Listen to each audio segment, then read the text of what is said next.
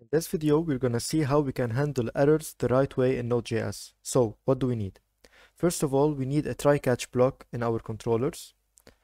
Second, we need to throw errors in our service or services. And then we need an errors file that has our custom error objects. And of course, we need our global error handler middleware, which is going to handle all of our incoming errors. Let's now see a practical example so we can better understand those steps and how to apply them. So let's take a look at the left side here. I have a server.js file in which I'm running my server, and then I'm connecting to my database using Mongoose. We have the errors.js file in which, just like we said, we need an errors file that has our custom error objects. So here we can see that we have an error object, and then I have two different errors that I've created here. Now you can design them however you want, but the way I like to create them is have the key, the code of my error as the key, and then I like to have a few properties, the status code, specifying that it's a bad request here since it's 400, meaning it's a client-side error, and then of course I have a message showing an error message, and then the code. Now in this simple example, I just have two different errors. Of course, let's say if you had a login screen and a user enters a wrong password or username, here you could have wrong credentials, for example, and then the object would look like that. And then here you could say incorrect user or whatever. You get my point. So this is our errors file. You can also notice I have a config.js file in which I have a few properties. I'm reading the server port and the database URL from my env file here. And then you can also notice I have an errors object here. So what's the difference between this errors file and the error object that I have in my config file? Well, in the errors object here in the config file, you can notice that I'm simply just listing my errors using the code name. However, here in the error file, I have the full error object with the status code and the message. And you're going to see why we're doing it this way later on. You can also see that I have a video folder. I like using the feature-based architecture. So I have the routes folder here. We have two APIs. The first one, which is of type post, and then the second one is a get API. We have our Mongoose model. Those are the fields that we have. We have a validation for our request. I'm using joy package. And of course, we have the controller and the service. So far, we were able to see that we have an error file that has our custom error objects. We still need to add the try-catch block, throw the errors in the service, and then handle them in our global error handler. Let's go to our routes. Then here you can see I have the first API, which is of type post, which I'm using a validation here. And then I'm calling the controller, which has a function called create video, which takes our request, response, and then we have the next property here. We're going to see what this is used for. And then here I'm simply calling the service to create a video and then responding with the newly created video. So if you go to our service here, to our service function, all I'm doing is, first of all, I'm checking in my database if this video exists. So I'm checking the name. We are assuming that the name is unique in this application, and in case the video already exists, we need to throw an error here saying that the error exists. For now, I'm just showing a log here, and then if the video does not exist, okay, then we are going to create a new document in our database, and we are going to return the newly saved document, and then we're going to return it here. Let's go ahead and try to run this API the way it is without adding try-catch and without throwing the error, just to see what we have here. So in Postman, I have the URL for the create video API. I have the 4 fields set here, which are required by our joy validation. We have the name, image URL, category, and description. Let's set on send.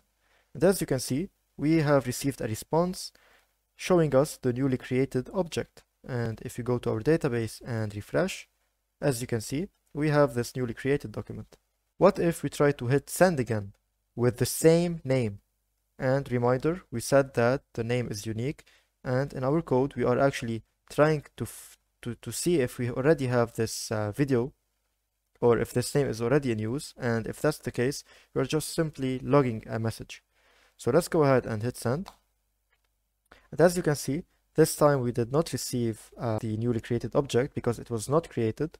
And if you go ahead and check our database, if we refresh, well, we did not create any new document. And in our logs here in our application, we can see video already exists, which is the log that we have. Of course, that's not the way we want to handle errors. So let's remove that. And then here, just for now, let's throw new error. And let's just say already exists. And like we said, we need to have a try catch block here in our controller. So let's add that, try. And then we need to have a catch, which takes an error as a parameter. And here let's take our code and add it in the try block. And then in the catch, for now, we're just simply gonna log the error that we catch here, in case we catch any error. So now instead of just simply adding a log, we are throwing an error in case the video already exists, and we are catching it here and then logging it. Let's go back to Postman and hit send again. This time, as you can see, it's stuck on sending request. And if you go back to our code, as you can see in the console, we have the error already exists, which is the error that we are actually throwing here. Of course, this is not helpful because the request is still waiting here. We haven't received any response. We're just catching the error and logging it. So if we take a look at the steps, we have added the try catch block. We are throwing an error in our service, and we have an errors file, which we are still not using, by the way. We still have to add the global error handler middleware. First, I want to show you the point of having or listing the errors here. So now, for example, let's go to our video service, and here let's require our config. Let's import our config file. All right. So instead of throwing an error message here, we are going to throw, hope you guessed it, the code, the error code. So here we're gonna say config.errors. And then as you can see, we have those two errors. Resource already exists.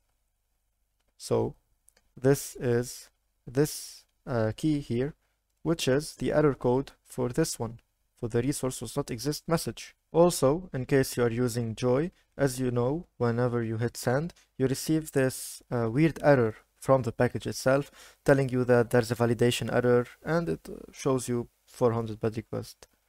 And this is, for example, because I'm sending a wrong parameter name. It should be name.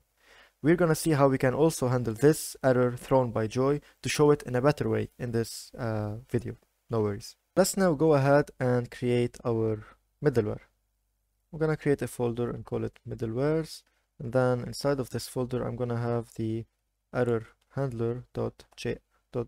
Inside of this file we're going to have one function which is called error handler, which takes an error, the request, the response, and the next function. And then what we need to do is, first of all, I'm just gonna log it to see what we get. And then let's save that, let's export it, and then let's go to our server.js, and then let's import it here. And then, of course, what we need to do is we need to add this middleware at the bottom after all of our routes. So here, for example, I'm using the video routes, which are those routes. I need to add it underneath that. Let's say you had 10 different routes here. You need to add the error handler right here at the bottom. All right. Now what we need to do is we need to do one more thing. In our controller, instead of logging the error, we need to pass it on. Here we need to say next. We need to use the next function, and then we just need to pass the error for now. Now I'm just sending the whole error object. So it will go down to the next middleware, which is the error handler middleware here. And we are actually taking the error parameter here. Also, it doesn't have to be called the same thing. It could be called E, for example. Let's save this for now. And let's run it. Let's go ahead and try to create the same object again. Okay. If you go back to our code, as you can see, we are still actually logging the error here. Error resource already exists. And this is coming from our error handler from this log here. So we can see that what we've done now is we have successfully threw the error from the service.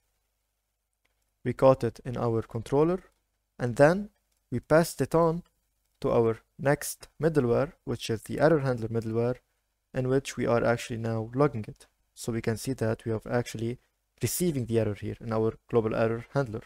Let's go ahead and try to make a validation mistake. Send. If we go back here, we can see this is the error provided by Joy, by the package. So if you want to handle the generated Joy errors, all we can do is, let's say, if e dot, as you can see here, we have an error field in this, and we also have a status code. So let's take the status code actually. If e dot status code equal to 400, then we know it's a Joy error. Now, let's go back to our controller, and instead of throwing our error, we're just gonna throw the message. So, if you take a look here, we are sending an error here. The error object has one parameter, which is the message, which in our case is the code for our error, which exists in our errors file. This is the code. This is the message that we are throwing from our service right now. But how can we, using that message, okay, that message, access the whole object, the whole error object? Well, you've guessed it. Since we are throwing the message here, okay, then in our error handler, the e parameter here, which I'm gonna call it error again, is going to actually be the message here, because we're just throwing the message from our controller. However, if it's coming from the Joy package, it's going to look like that again, which is the whole object, which in that case would have a status code of 400. So we know this is a Joy validation error, so we can handle it in a different way. But for the other errors, which are the custom errors, we can just say const object error, for example, equal, and then we need to access our errors file here and then fetch the error using the message that we have received or that we threw from our service, which is actually the code of our error. So we will be able to actually access the whole object. So here we can say, but first of all, we need to import the errors file. So let's say const custom errors equal. Now what we can do here is the object error, okay, that we're going to return is actually the object in our custom errors file, which has the message that we have received here in our error middleware. That way, we are fetching the specific error using the key code here. Now we can do multiple things. We can, for example, do res.send and then send the whole object error. Let's save that now and see what happens. If here I try to hit send, as you can see, now we have received a meaningful error here. Status code 400, message resource already exists, code resource already exists. This is the exact object that we have here in our errors file. But if you take a look at Postman here, the status is 200. It should be 400, for example. So what we can do is say res, so response dot status code equal object error, okay, dot status code.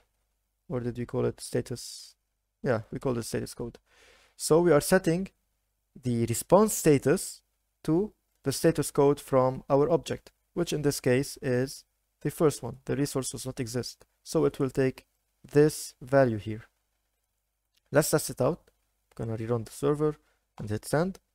And this time, if you take a look at the status from the response, you can see 400 bad request. Now, what if we actually threw an error that does not exist in our errors file? What happens then? Well, let's test it out. here, instead of calling this, I'm gonna throw an error with, let's say, error as a message. If we save that and hit send, as you can see, cannot read properties of undefined. And this is happening because in our error handler, what we're trying to do is, first of all, we're trying to fetch the error that has the key that is passed, and the key is error. If we take a look here, we do not have that key. We do not have it. So whenever we try to access status code of undefined, it's throwing an error. So what we can do here is actually be smart about it and add a try catch block. And then let's take that here, put it in the try, and then in the catch we have an error. And then in case we do not have this error in our file, what we can do is just add the 500 server error, and here we can just return, for example, let's say error, we need to return an object, let's say error true, and then message server error. Let's save that. And now in Postman, if we hit send and the error thrown is unknown or does not exist in our custom file, then we're just gonna say server error, and then we're gonna have the 500 server response status. We can also make the error look a bit better. For example, instead of just sending this object, we can actually send the parameters of that object, and then add, for example, error true. So now if we go ahead and save that and hit send, as you can see, we're returning error true, code, whatever code the error has, status code 400, and then the response status code is also 400, and the message here. So this way we are handling the unknown errors in our application. Here we are handling our custom errors, and here we are handling the joy validation error. Now what we can do is we can also go to our errors.js file here, and then we can add a third error, which is the joy validation error. We can just call it joy validation, for example. Okay, and then we can have here validation failed. This is the validation error. And whenever in our handler we are actually coming across an error thrown by a joy package, we can just say we can set the object error, or we can just say res.send, for example. Then here we can say custom errors of joy validation, and then we can put that in an object, that error true, just like the rest. And of course you can also, instead of adding error true here in our middleware, you could also add that as a parameter here, just error true, but then you would need to add that everywhere in all of your custom errors. If we save that now, let's say we have a joy validation error and we hit send. As you can see, we received this error now. So we are handling it in our own way. So as you can see, we have added the try catch block in our controller. We are throwing the error in our service by specifying the error code as the message of our newly created error object that we are throwing. And this error message, or this error code, exists in our errors file. So the error file is here, and then we have a global error handler, which is actually handling all of our incoming errors in our application. We are also handling the case of unknown errors here. Let's just practice it one more time. Let's go to our routes. I have another API here, get video by ID. Here I'm gonna add a try catch block as well. So try catch, we have the error here. Let's take that, add it to try, and then here we need to pass the error message to the middleware. So just like we did here, we are doing the same thing here. And then in our service, let's say here we are trying to fetch a video by ID that does not exist. Or instead of throwing or putting a console log, we need to throw a new error. And this time the error is resource does not exist. not resource already exists, but resource does not exist. If we save that and go to Postman and then try to fetch a video that does not exist, if we hit on send, as you can see, message resource does not exist, resource does not exist in the code, 400 bad request. And of course, you need to have, again, the middleware, the error handler middleware, at the bottom after all the other middlewares so that it can catch the errors. If this video was helpful, please make sure to leave a like, to comment, to subscribe, to give me your feedback, and if you have any video suggestions in the future, please let me know down below. Thank you so much and see you next time.